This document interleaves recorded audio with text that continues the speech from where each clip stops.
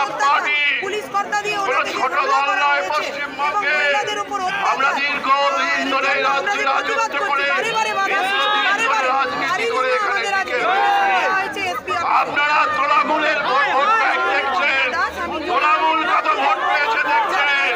একবার ঘুরে দেখবেন যে বিজেপি কম সময়ে বাংলার মা বোনেদের ইজ্জত আমরা ভারতীয় জনতা পার্টির ভাইয়েরা বাঁচাবো এই শপথ নিচ্ছি। তার জন্য সন্দেশকারীর জন্য আমাদের যতদূর যেতে হয় আমরা হাঁটবো, আমরা আন্দোলন করবো গণতান্ত্রিক পদ্ধতিতে। শাসনের বাণযন্ত্রের কাছে আমাদের যদি আটকে দেওয়া হয়, ভারতবর্ষের কেন্দ্র সরকার আমাদের আমরা মোদীজির আশীর্বাদ দিয়েছি।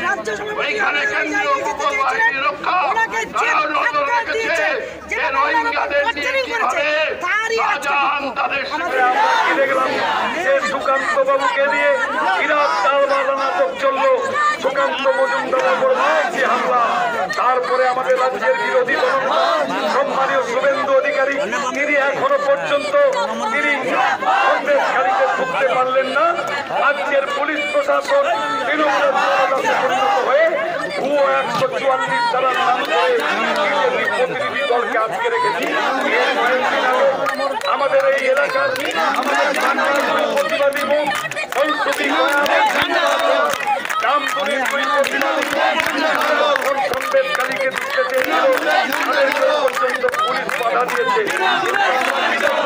শাসক দলের নেতা আমরা ক্ষেত্র বলে বলি ভূমি, সেখানে গিয়ে মিটিং করছে, এটা আমাদের কাছে লজ্জা।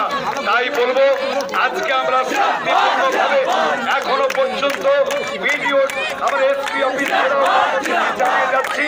প্রতিনিধিমূলক যারা এসপি অফিসের ভেতরে গিয়েছিলেন তার জিএস যথাক্রমে সোমনাথ ভূঁইয়া, দেবকমল দাস ছিলেন এবং মেঘনাথ পাল আমাদের জেলা পরিষদের সম্মানীয় বামদেব মুজাহিদ, ওনারা এসপি অফিসের ভেতর থেকে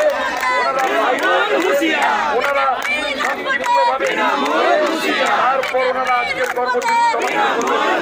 তাই আমি মাইক্রোফোন